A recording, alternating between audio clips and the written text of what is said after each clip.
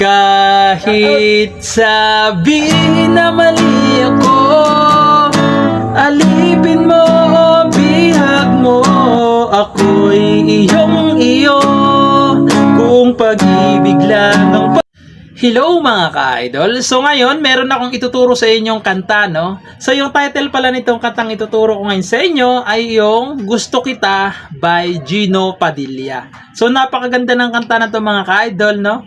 So mo ko kung old song na ba to. So doon muna tayo sa strumming. So yung strumming pattern na pwede nyong gamitin mga ka-idol, palitan nyo na lang kung sakaling may ipapalit kayo, no? So ganito lang. Down, down, up, up, down, down. Okay?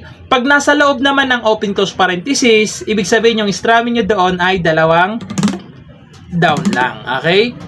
So, proceed na tayo doon sa kanyang verse. So, yung verse niya dito mga ka-idol is E. Yung E, ito siya. Third string, fifth string, tsaka fourth string. Ayan, E. Sunod is A. Yung A, ito siya, second string, third string, tsaka fourth string, A. Tapos babalik kayo ng E. Tapos pupunta naman ulit kayo ng A. Tapos sunod is B. Yung B nakabar siya dyan sa second fret. Dito naman sa fourth fret ay itong third string. Second string pala. Third string, tsaka fourth string. Ayan, B. Tapos G sharp minor. Yung G sharp minor, nakabara siya dito sa 4th fret. Dito naman sa kanyang 6 ay itong 5th string lang, tsaka 4th string. G sharp minor. Tapos C sharp minor. Yung C sharp minor, nakabara pa rin sa 4th fret. Tapos dito naman sa 5th ay 2nd string. Dito naman sa 6th fret ay 4th string, tsaka 3rd string. C sharp minor.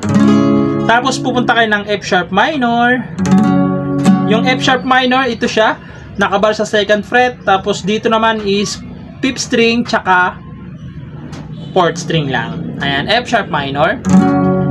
Tapos pupunta kayo ng A, tapos B. Okay? So yung pag may asterisk pala mga ka-idol, ang strumming nyo doon ay isang strum down lang. Okay? Isang strum down lang. Nakalimutan ko lang sabihin. So ganito siya pag tinugtog, kakantahan natin. No? So ganito siya.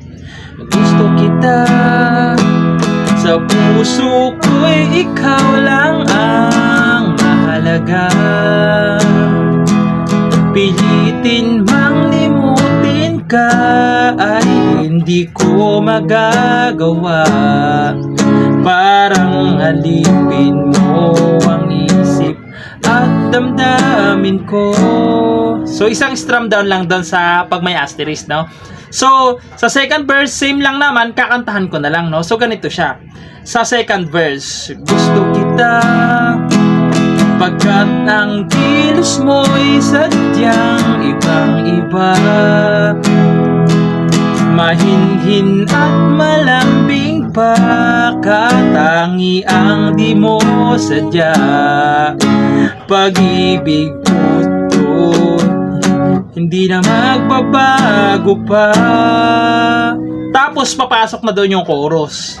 So doon sa part na kahit sabihin na mali ako, alipin mo. So doon na yung sa chorus, no? So puntahan na natin yung kanyang chorus.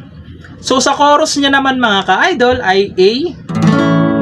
Ayan, naturo ko naman na kaya hindi ko na isa-isahin yung string, no? A. Tapos B. Tapos G sharp minor, tapos C sharp minor, tapos F sharp minor, tapos B.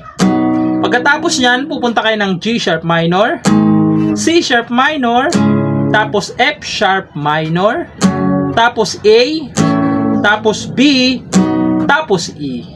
Okay, so pagpasensya nyo na kung medyo mahaba yung mga chords, no? So ganito naman sa kanyang chorus, no? Kahit sabihin na mali ako, alipin mo o bihag mo, ako'y iyong-iyo, kung pag-ibig lang ang pag-uusapan, di ko na ililihim pa ang damdamin ko sa'yo. Sa akin ay gusto kita.